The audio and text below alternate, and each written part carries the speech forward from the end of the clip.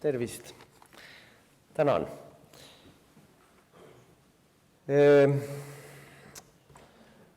Uskumatu, aga tõsi, jah. Selles mõttes on ilmselt Eesti avalikkuse valu läbi üsna kõrgeks Eestis aetud, et skandaalid ja jõledad juhtumid, mida meile täiesti regulaarselt esitletakse, ei suuda isegi enam marru ajada, vaid paneb inimesed resigneerunult käega lööma. Ma räägiks, siis nagu me kõik teame, täna just on kutsunud president kokku Eesti Riigikogu erakondade esindajad, et rääkida siis valimispettusest, mis on ju ka üks korruptsioonivorm, aga on ju täiesti ilmne, et president Ilvesel puudub vähimgi kredibiilsus või moraalne autoriteet Eestis rääkida korruptsioonist või lugeda kellegile sõnu peale eetilisest käitumisest. Aga ma kõigepealt isegi alustaksin natuke veel kaugemalt, et miks siis ikkagi kogu see ärma lugu, ärma jokkimine ja Ilveste korruptsioon on oluline. Need on oluline väga lihtsal põhjusel. Institutsioonid loevad ühes toimivas, stabiilses, mõistlikus ühiskonnas on institutsioonid vajalikud, nad hoiavad ühiskonda koos, tagavad selle stabiilsuse ja järjepidevuse. Ja presidendi institutsioon on Eestis oluline põhiseaduslik institutsioon. Ja loevad ka eeskujud. Loevad eeskujud kõige kõrgemal tasemel, riigijuhid, avaliku elu tegelased on kõrgendatud standardite nõudmise all, peavad oma käitumisega näitama eeskuju, sest et see on see, mille järgi inimesed, laiem avalikkus oma käitumist siis seab ja oma hinnanguid kujundab. Ja nagu siin on öelnud mitu eelkõnelejat juba, kala hakkab mädanema peast. Kui me räägime Eestis korruptsioonist, siis Ilveste käitumine presidendi ametis on selle ütlemise elus võrdkuju. Kala hakkab mädanema peast. Aga Ilveste, ütleme siis Toomas Hendrik Ilvese korruptiivne iseloom on tegelikult vanem kui tema presidendi ameti aeg. Ilvese kleepuvad sõrmed ja lust võõra vara järele või skeemitamise järele on juba nähtud ära ka 90-ndatel. Nimelt, kui aastal 1995 oli Toomas Hendrik Ilves Eesti suursaadik USA-s ja Mehhikos, õnnestus tal kummalise skeemi abil saada EVPD eest erastada korter Tallinnas Toompeal. Kirikupõik 4 oli see korter. Korteri suuruseks oli 81 ruutmeetrit ja kogu selle korteri eest maksis Toomas Hendrik Ilves, arvake nüüd ära, kui palju, 7300 krooni. 7300 krooni 81 ruutmeetrise korteri eest Tallinna vanalinnas Toompeal. Kes teda aitas selles? Teda aitasid selles IRL-i poliitik Tõnis Palts ja IRL-i poliitik Eerik-Niiles Kross, kes oli sel ajal ka Eesti luurejuht. Selle korteri müüs ta 10 kuud hiljem maha, täpselt hinda ei ole öeldud ega ei teata, aga arvatakse, et see korteri hind oli umbes 2 miljonit krooni. 10 kuud hiljem, 10 kuu teenistus siis enam-vähem 2 miljonit krooni.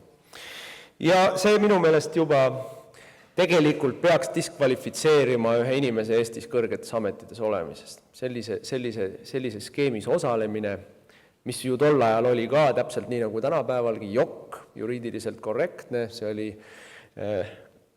ühe ettevõtte ruumid, mis siis nimetati tööandja eluruumideks, erastati EVPD eest, EVPD kokkuostmine tegelikult väliseestlasest Ilvesele on üldse väga küsitav, mille eest tema siis EVP-sid täpsemalt sai.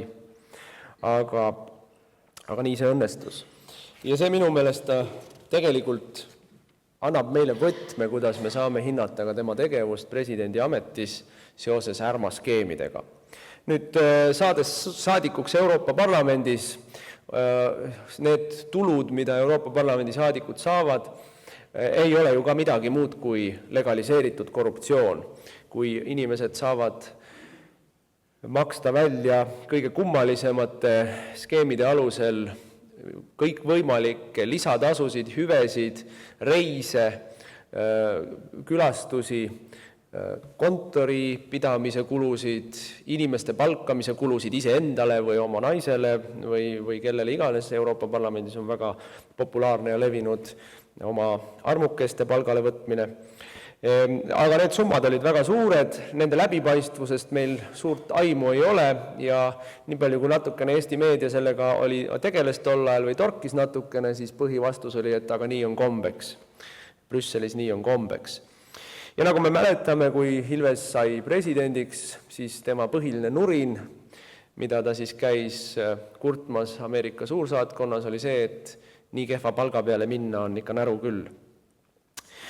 Aga ometi võttis ta presidendi ameti vastu ja sealt hakkavad vahvad lood hargnema. Ilvesele kuulub, küllaltki lennukalt väidetakse, et juba alates 1730-ndatest, aga see on kuidagi väga küsitav.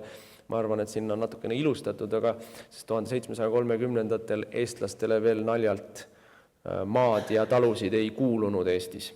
Aga ütleme siis päris vanast ajast pärineb Ilvese suguvõsast Ärma talu Viljandimaal ja see talu siis on ka tagastatud varandusena ja me keegi ei kahtle, et see on talle perekondliku pärandina ja sümbolina väga emotsionaalselt oluline. Aga mis siis seal Ärma talus tegema hakati? Ilvese abikaasa Evelin Ilves asutas osaühingu Ermamaa OÜ. Selle ta asutas aastal 2005. 2005 aastal olid Ilvesed veel Brüsselis.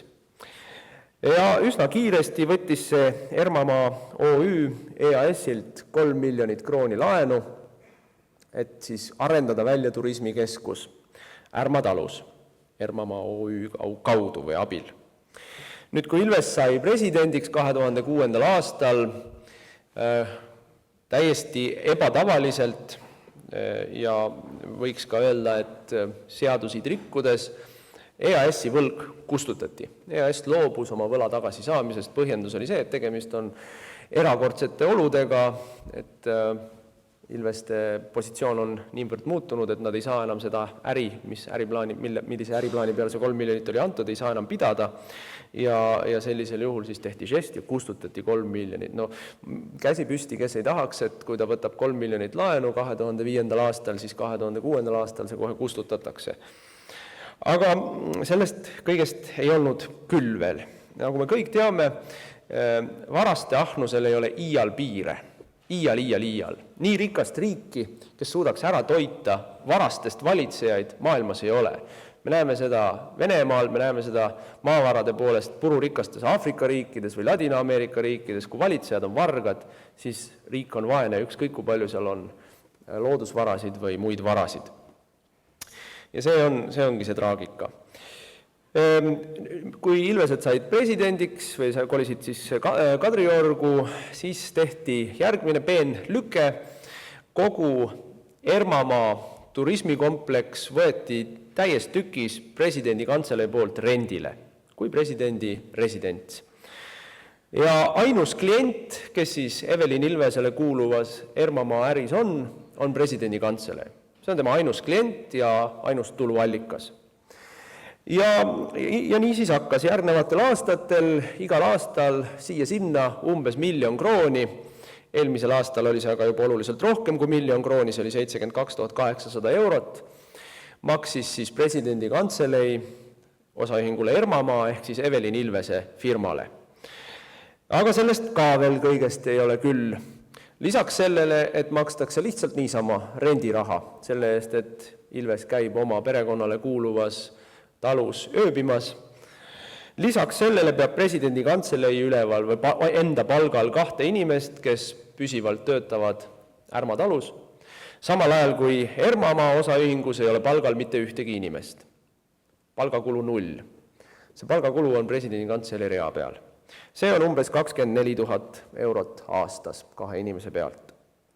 See tähendab umbes 8 000 eurot kuus maksab Eesti maksumaksja läbi presidendi kantselei Evelin Ilvesele kuuluvale firmale selle eest, et Ilves saab magada oma perekonna majas. See ei mahu mitte mingil juhul ei mahu see nii-öelda jokkskeemi alla. Siin juba täna on mainitud seaduseid, siin on tehingud iseendaga, tehingud huvitatud osapooltega, siin on korruptsioonivastase seaduse paragrahvid, millega see vastuolus on. Ja see lihtsalt tegelikult ei ole jokk. See tegelikult on vastuolus väga hulga seadustega. Aga sellest ka veel kõigest ei piisa. Sellest ka veel kõigest ei ole küll. Lisaks sellele ostab siis presidendi kantselei Ermamaale kõikvõimaliku põhi- ja käibevara. Me kõige hiljutisemast loost teame 11 000 euro eest osteti siis ATV-sid või neid väikseid sõidukeid, millega siis väidetavalt lükatakse lund või puhutakse või niidetakse muru või ma ei teagi, mida sellega täpselt seal tehakse. Kui me mõtleme, kui palju saab 11 000 euro eest seda teenust osta näiteks mõnelt kohalikult traktoristilt või siis ma arvan, et see ei olnud mõistlik otsus. Aga suurem küsimus tekib ikkagi selles, et kellele jääb see põhivara või ka see käibevara. Kui on ostetud presidendi kantselei rahadega ja seda kasutab Ermamaa OÜ, siis kas siis, kui Ilvesed kolivad Kadriorust välja, jäävad need traktorid Ermamaale või viiakse nad Kadriorgu, pargitakse kuskil sinna. Ja kui neid on vahepeal kasutatud, siis niimoodi, siis kas sellel on ka mingisugune majanduslik mõõde, vahepeal ju ometi igasugused asjad kuluvad põhivarana, kaotavad oma väärtust, kes selle kinni maksab. Lisaks sellele, et on ostetud ATV-d, me teame, et on ostetud džiipe, on ostetud kogu köögisisustus on välja vahetatud maksumaksja rahaga, et siis turismiettevõtte Ermamaa, kellel on ainult üks klient, on viimase 6 aasta jooksul oluliselt oma bilanssi kasvatanud kõikvõimalike vahvate vidinate ja väärt asjadega, mis siis väga huvitav oleks teada, mis neist saab, kui presidendipaar oma ameti maha paneb. Sellele juurde, sellele lisaks, eks ole, see ka veel kõik ei ole piisav, sellele lisaks võtab Evelin Ilves Ermamaalt välja ka omanikutulu. Ainsa omanikuna võtab ta välja kasumit Ermamaa OÜ-st. Näiteks 2011. aastal oli see tagasihoidlik summa küll 4600 eurot, see on 71 000 krooni, aga abiks ikka, eks ju, abiks ikka. Nii et kui me lisaks kõikidele nendele varasoetustele ja käibevaradele, mis sinna sisse pumbatakse, siiski õnnestub pisut ka natukene puhast kasumit kätte saada kogu selle skeemi abil. Sellele lisaks me teame, kuidas presidendi kantselei ostab Evelin Ilvesele kleite, ehteid, aksessuaare, väga muljetavaldavate summade eest, siin keskelt läbi 900 euro eest kuus. Nende summade puhul minu kõige esimene küsimus on, kas nende asjade pealt makstakse ka erisoodustusmaksu. Igaüks, kes on vähekenegi tegelenud raamatupidamisega, teab, et kui sa ostad omale kontorisse kohvi ja suhkrut, siis sa maksad selle pealt erisoodustusmaksu. Kui sa ostad inimestele ehteid, siis see on erisoodustusmaksuline asi. Ei ole saanud vastust, kas Evelin Ilvese kleitide, ehete, aksessuaaride, kingade ja muude käekottide pealt on makstud erisoodustust või mitte. Teiseks ei ole saanud me selgelt vastust, mis neist asjadest siis saab, kui Evelin Ilves ameti maha paneb. Kui need on ostetud presidendi kantselei nii-öelda krediitkaardiga, siis need on ju presidendi kantselei omad. Kas need jäävad järgmisele presidendi prouale? Või nagu Evelin Ilves väidab, tema viib osad kleidid muuseumisse. Nii või teisiti on see riigi vara. Kõik need asjad kuuluvad riigile. Kas nende üle on arvet peetud? Kas nad on üldse korralikult arvele võetud? Ma arvan ka siin, kui me teeme auditi, on rikutud tervet trobikonda seaduseid.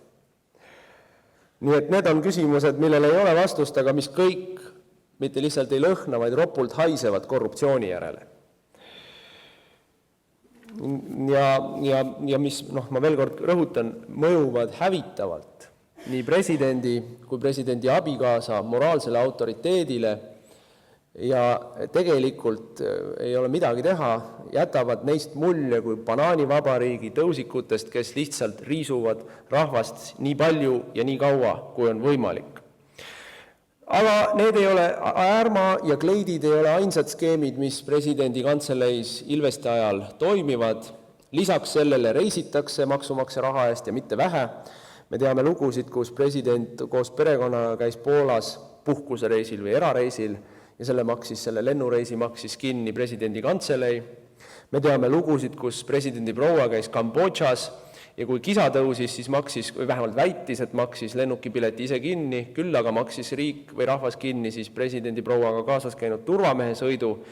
Ja siin tehti jälle üks tüüpiline kenakene korruptantide poolt tavaliselt harrastatav lüke. Turvamehe kulu ei läinud mitte presidendi kantseleis eelarve rea pealt, vaid läks Siseministeeriumi rea pealt. Ikka natukene jälle aitas jätta muljet. Kõigele lisaks käib presidendi paar igal aastal vähemalt korra või kaks Pädaste mõisas. See on nende pesa, kus nad nii-öelda esimest korda kokku said, olles veel mõlemad muide abielus teiste inimestega, ja mis on nende selline siis nii-öelda romantikapesa. Ja seal nad veedavad siis Pädaste mõisas tavaliselt nädala või isegi natuke rohkem. Ja teabenõuetele küll ei ole vastatud, aga keegi ei ole ka ümber lükanud väidet, et ka nende puhkusereisid Pädastesse toimuvad presidendi kantselei kuludega.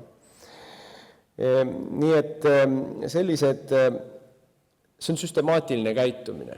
See on süstemaatiline käitumine, see on ülim arrogants, arusaamine, et kõik teised peavadki kõik asjad neile kinni maksma, et ülempiiri ei ole, et virisemine on kohatu ja sobimatu, et nende positsiooniga käibki kaasas see, et neid kantakse kätel ja kullatakse üle. Mis minu meelest konstitutsioonilises vabariigis, ühes rahva poolt valitsetavas riigis tegelikult on täiesti tegelikult vastuvõetamatu. Ja üldiselt ikkagi kogu selle, neid skeeme on rohkem, aga need on minu meelest need kõige markantsemad ja rahva õiglustunnet kõige rohkem riivavad. Ja tulemus on meil käes. Me teame, mis ja inimeste suhtumine on ilmne. Presidendi paari ja presidendi institutsiooni maine ei ole terve taasiseseisvuse aja jooksul olnud nii madal kui Ilveste teise ametiaja alguses või praeguseks ajaks. Nad on täielikult ära lörtsinud presidendi institutsiooni maine, oma enda maine. Nad on õõnestanud Eesti inimeste usku Eesti riiki, presidendi institutsiooni ja nad käituvad selle juures ülimalt arrogantselt jätkuvalt. Nad ei kavatse mitte mingil moel oma käitumist muuta. Nii et minu meelest oleme me tegelikult olukorras, kus Riigikogu erakonnad peaksid esiteks läbi eelarveprotsessi presidendi kantselei tõsiselt pihtide vahele võtma, aga kõige kiiremini oleks vaja ikkagi Riigikontrolli auditit presidendi kantseleisse ja minu meelest ka maksuameti auditit, sest et kui me hakkame vaatama, kuidas korruptsioonivastase seaduse paragrahvid, karistusseaduse paragrahvid, võlaõigusseaduse paragrahvid, seal kuhjuvad nende kukil kõikide nende skeemide valguses, siis veel kord ma ütlen, siin ei ole jokist enam ammu juttu. Nii et loodetavasti, kui need kaks inimest lõpetavad oma ametiaja Kadriorus, läheb keegi teine sinna, kes hakkab neid arveid tagantjärgi üle vaatama ja hakkab välja nõudma rahasid, mis on valesti välja makstud ja neid rahasid on palju. Nii et ma arvan, et meil on moraalne õigus, aga ka võlaõigusseaduse järgi õigus ärmatalu võtta Eesti riigi bilanssi kulude katteks ja muutada riigi poolt peetavaks presidendi kantseleiks. See oleks õiglane. Tänan.